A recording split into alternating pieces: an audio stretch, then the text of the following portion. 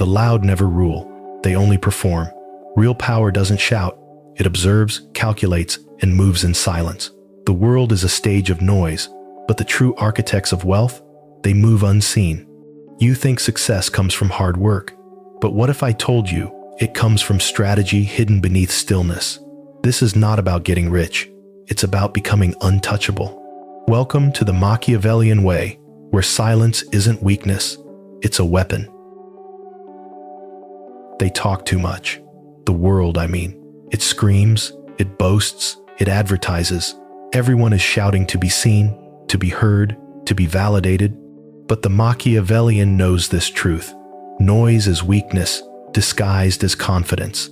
The louder a man becomes, the more he exposes what he fears to lose. Silence, on the other hand, is power distilled. It's the weapon of those who no longer need to prove anything. In every empire, the most dangerous figures rarely spoke. They observed. They let others reveal themselves through words, through nervous laughter, through over-explaining. The fool mistakes speaking for control. The strategist listens and lets the world show its hand, because in the echo of every sentence lies a confession, what they want, what they fear, what they can be made to do. The art of silence is not the absence of sound. It's the discipline of presence. It's when your stillness becomes pressure, when your quiet becomes the mirror in which others expose themselves. When you are silent, people fill the void for you. They interpret, they assume, they project their insecurities onto your stillness. And in that chaos of speculation, you gain control without effort. That's why the Machiavellian doesn't rush to answer questions. He lets them linger. He lets uncertainty ferment until others reveal more than they intended. In silence, he collects intelligence. In quiet, he accumulates leverage. Every great manipulation begins with silence. Think of negotiation. The one who speaks first loses, because silence forces the other side to fill it, to justify, to compromise. The one who holds the quiet holds the frame. This is not passive. This is tactical restraint. To speak only when your words shift reality, not when they merely decorate it. Silence is also armor. When you are quiet, your intentions are unreadable. And unreadable men are feared because they can't be predicted. The predictable are conquered before they even resist. That's why kings used to sit in thrones, surrounded by silence, not to intimidate, but to make others uncomfortable with their own noise. In silence, you become the observer, and the observer always wins. The Machiavellian studies how others react to silence, who grows uneasy, who speaks to fill it, who uses humor to escape it. Each reaction tells him exactly how to control them later. To master silence is to master the psychology of power. Because once people learn that you won't react emotionally, they start negotiating with themselves instead of with you. Silence also protects your ideas. The modern world worships exposure. Everyone shares their plans, their goals, their strategies, hoping for validation. But when you announce your intentions, you invite interference. Every declaration is a target. Every dream you post becomes ammunition for someone else's envy. The Machiavellian understands that privacy is leverage. Secrets are fortresses. Speak too soon, and your energy dissipates into noise. Keep it hidden, and your ambition compounds in the dark. In warfare, generals who moved silently were the ones who lasted. In business, the quiet builders outlast the loud marketers. In life, the ones who don't explain themselves are the ones who command mystery. And mystery is influence because people fear what they can't define. Your silence must be intentional. It's not muteness. It's not fear of confrontation. It's the deliberate art of selective communication. You speak only to advance, not to entertain. You reveal only what strengthens your position, never what weakens it. Because once the world understands how you think, it can predict how you'll fall. And silence builds gravity. When you rarely speak, your words gain weight. People start leaning forward when you do. Your approval becomes currency. Your attention becomes a prize. That's how influence is created, not through endless expression, but through the scarcity of it. The Machiavellian knows this secret. The quiet man shapes the noisy crowd. Because while they exhaust themselves trying to be heard, he is studying the system, positioning his next move, collecting leverage. Then, when the moment arrives, his single action carries the weight of 1,000 words. So train your silence like a weapon. Let it become sharp, deliberate, and unsettling. Don't fill space with sound just to prove you exist. Real power doesn't need to announce itself. It radiates from the calm confidence of someone who knows the game better than anyone else in the room. Be silent when others brag. Be silent when others react. Be silent when the weak seek validation through noise, because your silence will make them uneasy, and their unease will reveal their desires. That's when you see the strings that move them. And when you speak, speak like an executioner. Brief, final, irrefutable. Each word should carry consequence. Each sentence should alter the balance of power. Because once you understand that silence is not emptiness but strategy, you'll realize something deeper. Those who control their tongue and control their fate. Silence also disciplines the mind. It's impossible to be strategic when your thoughts are drowned in constant dialogue. The Machiavellian cultivates internal quiet, a mental stillness where observation sharpens and emotion dissolves. He doesn't react to provocation. He studies it. He doesn't reply to insults. He remembers them. He doesn't chase validation. He measures outcomes. The modern world punishes silence. It calls it arrogance, coldness, distance. But that's because noise is the comfort of the insecure. They need sound to hide from themselves. When you detach from that, you become untouchable. The world begins to revolve around your pace, your rhythm, your mystery. Silence gives birth to perception, and perception is power. Because in a room full of shouting, the quiet one becomes the enigma. The enigma becomes the focus, and the focus becomes the one with control. To be silent is not to withdraw. It's to operate from the shadows where decisions are made, not from the spotlight where applause fades. The Machiavellian doesn't seek noise. He seeks influence that doesn't need to be explained, and silence is where that influence begins. So master your words, guard your thoughts, let your silence do the talking, because in the end, those who speak too much lose control of their narrative, but those who remain silent long enough become the narrative itself. Silence is the first law of strategy. Without it, your moves are seen before they unfold. With it, your enemies stumble in confusion while you advance unseen. Remember this: a loud ambition dies early. A silent plan survives. Be silent. Be strategic. Become wealthy not in noise, not in attention, but in control. Silence is the foundation. Strategy is the architecture built upon it. To be silent without strategy is emptiness. To be strategic without silence is exposure. The Machiavellian understands both as two halves of the same discipline, invisibility and intent. Strategy begins with one simple law: never move without knowing why. Most people act from impulse emotion disguised as intuition. They react, they chase, they improvise their way into chaos. But strategy is the opposite of reaction. It's the art of anticipation, of shaping outcomes before anyone realizes a move has been made. The Machiavellian doesn't ask, "What should I do next?" He asks, "What will they do once I act?" Every strategic thinker lives in two realities, the visible one and the one beneath it. The visible world is full of distractions, competitions, noise. The hidden one is where power circulates quietly in influence, timing, perception. That's where the game is won long before it's played. The Machiavellian sees life as a chessboard, but not in the cliché sense of thinking ahead. He studies psychology, emotion, fear, pride, because these are the true pieces that move people.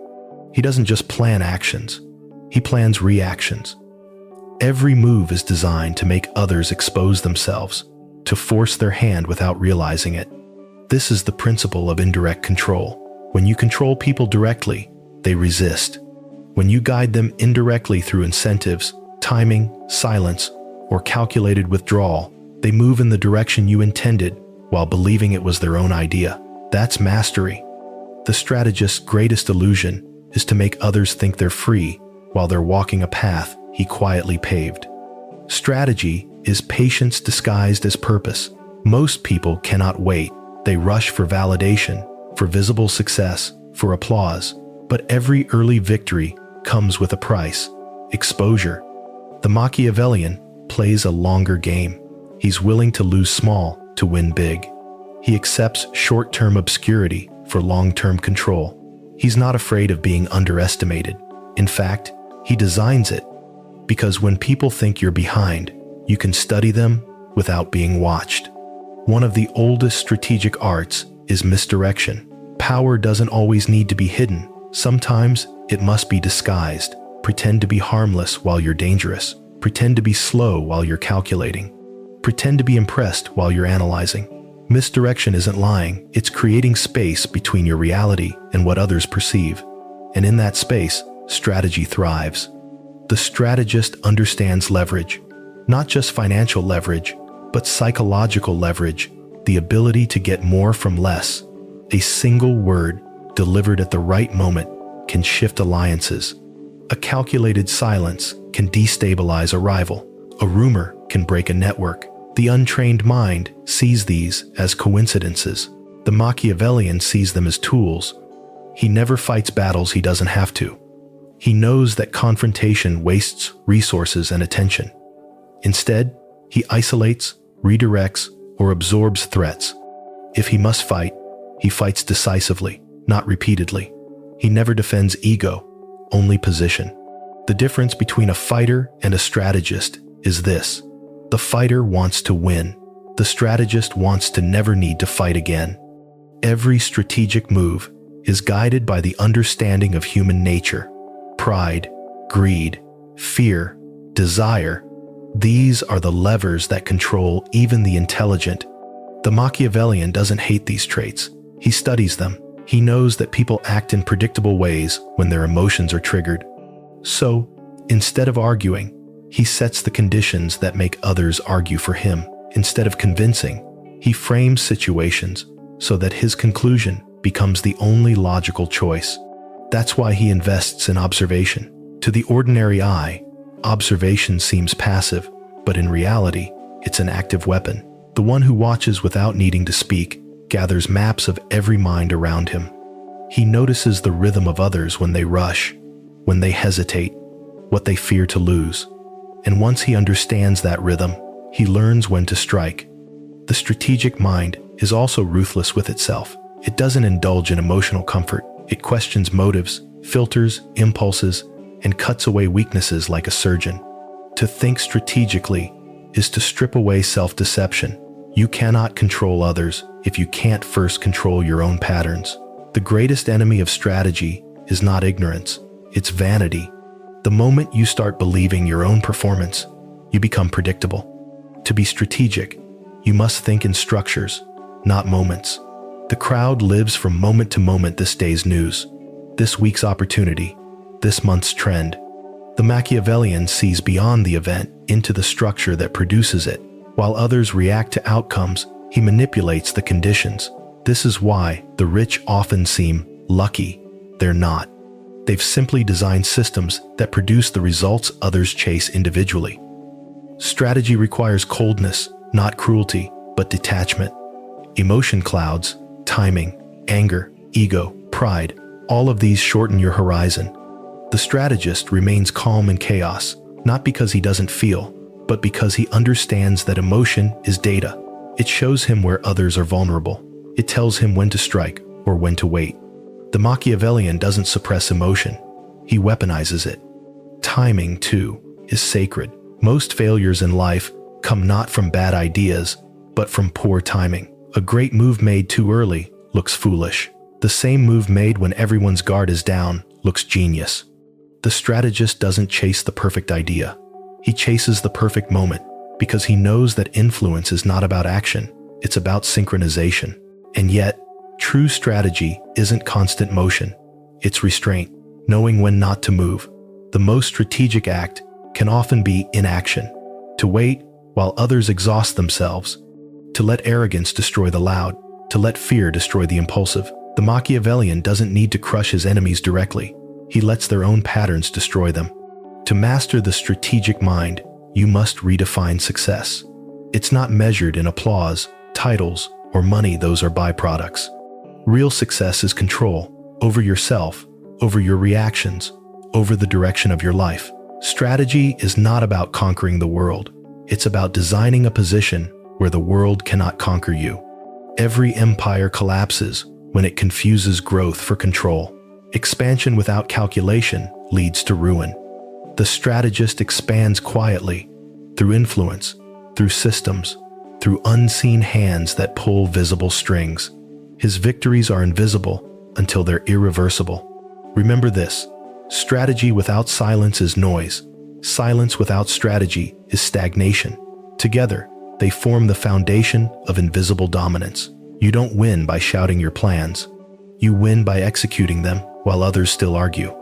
So study, watch, wait, then strike with precision. Let others think they understand you. Encourage it. Their confidence will be your camouflage. And when they finally realize the depth of your plan, it will be too late for them to respond. Because strategy, in its purest form, is not about fighting battles.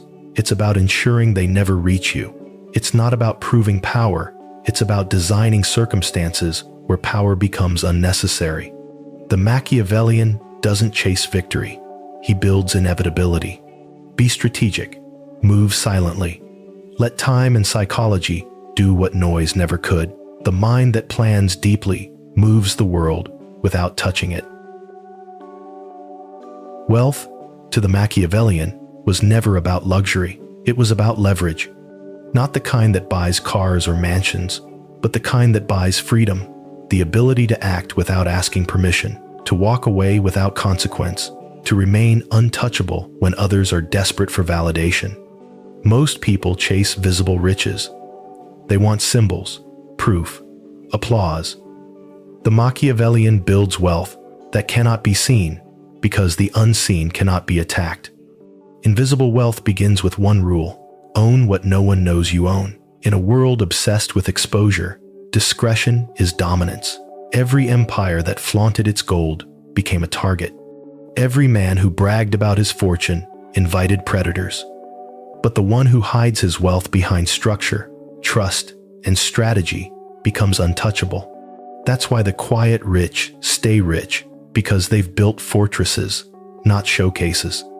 You must understand the difference between income and independence. Income is temporary approval, society's way of rewarding your participation. Independence is ownership, your ability to create value without external permission. The modern slave doesn't wear chains. He signs contracts. He doesn't live in prisons. He lives in systems he doesn't control. The Machiavellian refuses this. He builds wealth through autonomy. Invisible wealth means your survival cannot be negotiated. It means no man, no government, no algorithm can erase your foundation with a single decision. You don't just earn money. You build systems assets that operate even when you sleep, even when you disappear. This is the architecture of freedom. The first form of invisible wealth is control over time. Most people sell hours. The powerful sell outcomes. The Machiavellian eliminates time-based dependence because time is the only currency that never inflates. He values silence because silence creates time to think. He values solitude because solitude creates clarity. He invests not only in businesses, but in bandwidth and the ability to decide how each moment of his life is spent. The second form of invisible wealth is control over attention. Modern wealth isn't measured in dollars, it's measured in focus. The world is addicted to distraction, but attention is the new currency of influence. The Machiavellian doesn't waste it on triviality. He guards his mental space like a fortress. What he consumes, he becomes.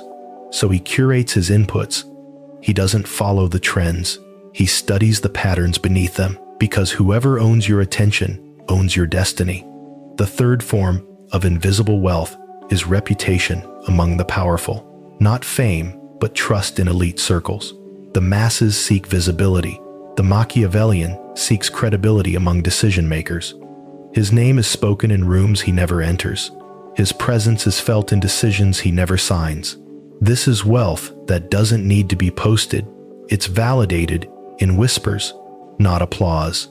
But to build invisible wealth, you must first shed the illusion of status. You cannot serve both ego and empire.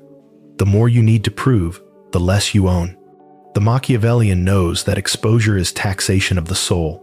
The moment you start showing your success, you start negotiating your safety. Because envy is the tax you pay for visibility, and envy always collects. So, build in silence. Let your success compound in secrecy. Hide your roots so deep that no storm can uproot them.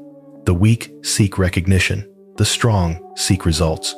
Every asset you build should be layered a company behind a trust behind an entity behind a narrative no one can trace.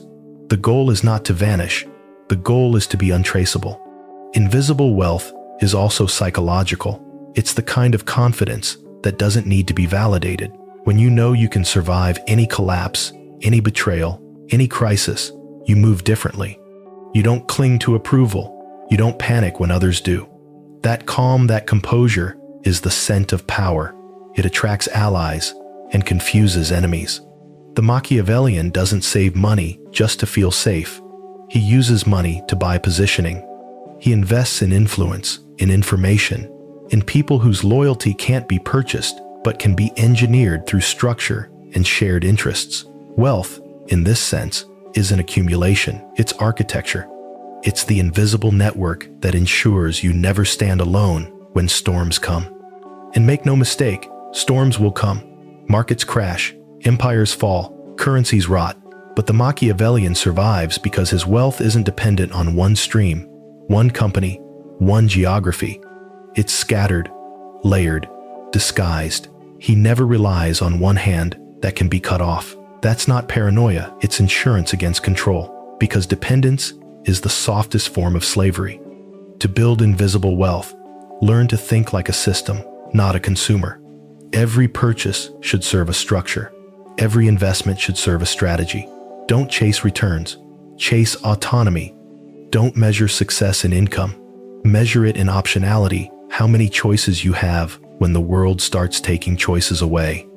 You must also understand that invisible wealth requires invisible discipline. The kind no one applauds, the kind built in early mornings, in late nights, in quiet calculations. You don't announce your grind, you perfect your leverage. You don't show your progress, you show results only when they can't be undone. Because when you reveal your empire too soon, it becomes someone else's blueprint. The Machiavellian never confuses visibility with victory. He knows that true power operates beneath perception. That's why his wealth is quiet, hidden in equity, intellectual property, strategic alliances, real estate no one knows he owns, digital structures under false fronts. He's not hiding out of fear. He's hiding out of wisdom. And invisible wealth doesn't just protect you from others. It protects you from yourself. It disciplines your ego. When your wealth is private, you can't perform it for applause. You build for meaning, not for envy. You stop competing with illusions and start creating leverage that lasts generations. But here's the paradox. To build invisible wealth, you must act visibly ordinary. Blend in, be underestimated. Let people think you're modest, even struggling. That invisibility gives you space to maneuver, while others exhaust themselves, proving they've arrived. Because power is not just what you have, it's what others don't know you have. Remember this law. The moment people can calculate your wealth, they can calculate your weakness. They can predict your fear, your thresholds, your limits. But if they can't measure you, they can't manage you. That's the essence of invisible wealth uncertainty. It keeps predators guessing and keeps power in your hands. So, don't aim to look rich. Aim to be unshakable. Don't seek validation. Seek control. Build networks that operate in silence. Income that moves through shadows. Assets that compound while you sleep. And when the world asks what you're building, smile and say, nothing special. Because the most powerful statement a wealthy man can make is indifference. Invisible wealth is not about having everything. It's about needing nothing. It's the quiet confidence that whatever happens, you remain sovereign. You don't need permission. You don't need applause. You don't need rescue. You are the architect of your own freedom, and no one can take that from you. Be unseen. Be structured. Build wealth so quiet the world mistakes it for simplicity, until one day they realize your silence wasn't absence, it was mastery. In the end, all silence, all strategy, and all wealth point toward one final principle: mastery. Not mastery over others, but mastery over yourself. Because the world, at its core, is not controlled by those who conquer, but by those who remain unshaken. To be Machiavellian is not merely to manipulate. It is to understand the mechanics of power so completely that you no longer need to use them directly. Power flows to you, naturally, because you have become its embodiment. Mastery begins where attachment ends. Most people spend their lives reacting to the forces that surround them: the market, the opinions, the betrayals, the noise. They attach their identity to outcomes. When they win, they feel powerful. When they lose, they crumble. But the Machiavellian sees every win and every loss as illusion. Neither defines him. He remains centered, untouched. Detachment is not coldness. It is sovereignty over emotion. The man who can walk away from everything controls everything. That is the paradox of detachment. You cannot master the world if the world can master you through desire or fear. The Machiavellian builds systems, wealth, and influence, but he does not worship them. He enjoys their function, not their presence. He uses them, but is never used by them.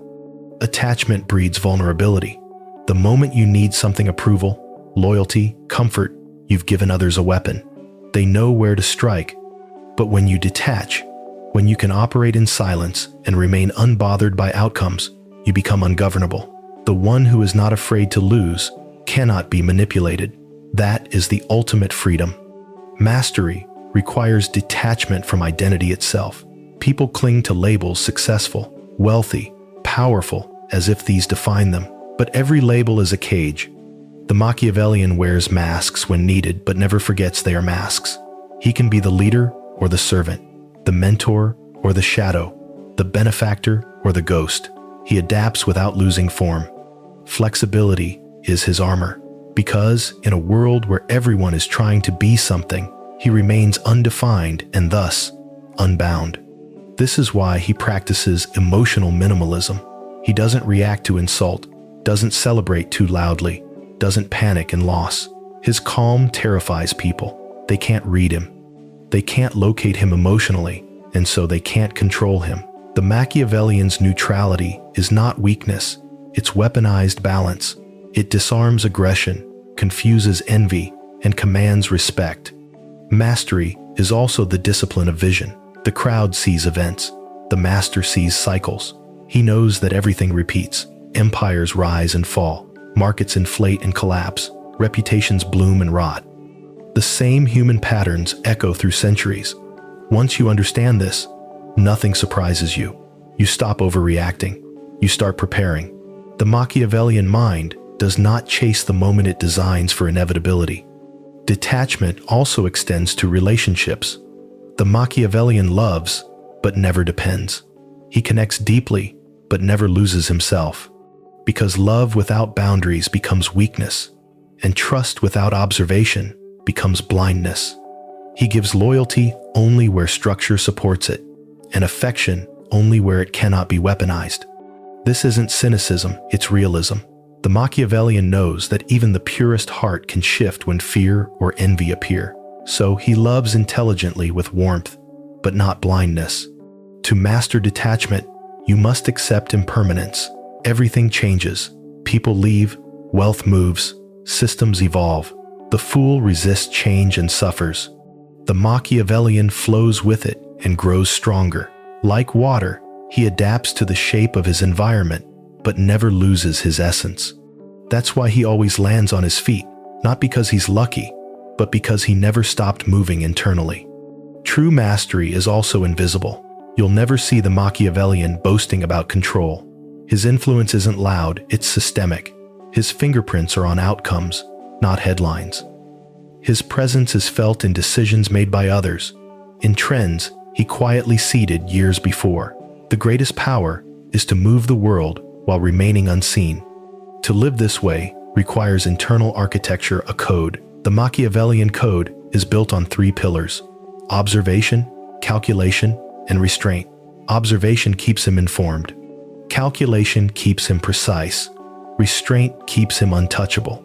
He knows that impulse is the destroyer of empires, and emotion is the saboteur of long-term control. So he trains himself not to react. Every insult becomes data. Every betrayal becomes intel. Every failure becomes leverage. He no longer sees life in terms of good or bad, but in terms of information and positioning. What weakens others strengthens him, because he extracts insight from pain and uses it to refine his systems. Most people experience and forget. The Machiavellian experiences and absorbs. That's how he evolves faster, not by avoiding struggle, but by metabolizing it into wisdom. Detachment also breeds elegance. When you're no longer desperate to prove, you move gracefully. You speak less but say more. You choose your words like a surgeon, your movements like a strategist. You stop performing and start influencing. The Machiavellian doesn't shout. He doesn't argue. He redirects. He doesn't dominate conversations. He shapes their conclusions. This quiet authority cannot be faked. It's the residue of inner control. And when you reach mastery, something profound happens. You no longer chase power. You realize that power itself is neutral. It's not the goal, but the instrument. You stop seeking control for its own sake and start using it to design peace, autonomy, and legacy. Because real victory is not domination. It's the ability to live untouched by the chaos of others. The Machiavellian who has mastered silence, strategy, and wealth doesn't crave recognition. He becomes the unseen architect of his environment, shaping events while appearing passive, guiding outcomes while remaining invisible. His calm is magnetic, his precision terrifying, his detachment liberating. People come to him not because he demands attention, but because his presence promises stability in a chaotic world. He has learned the ultimate paradox.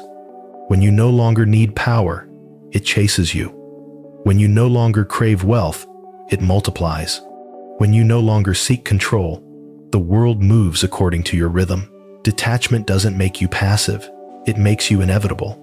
The Machiavellian master is not driven by greed or ego. He's driven by clarity. He sees the game, plays it, but is never consumed by it.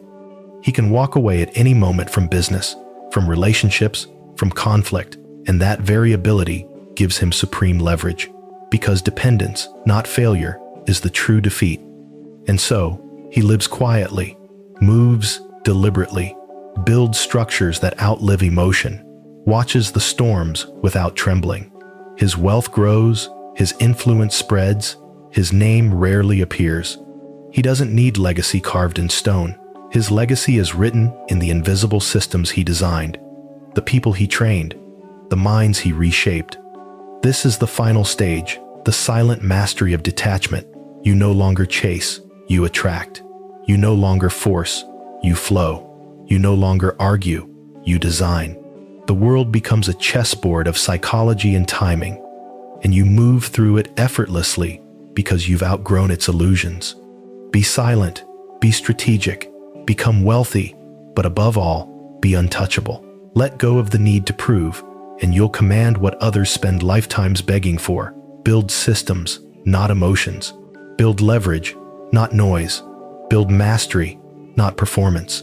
Because the Machiavellian way was never about manipulation. It was about liberation, the kind that only comes when you've mastered yourself so completely that no one else can. So stay calm, stay unreadable, stay detached. Let others chase the light. You, instead, become the shadow that shapes it.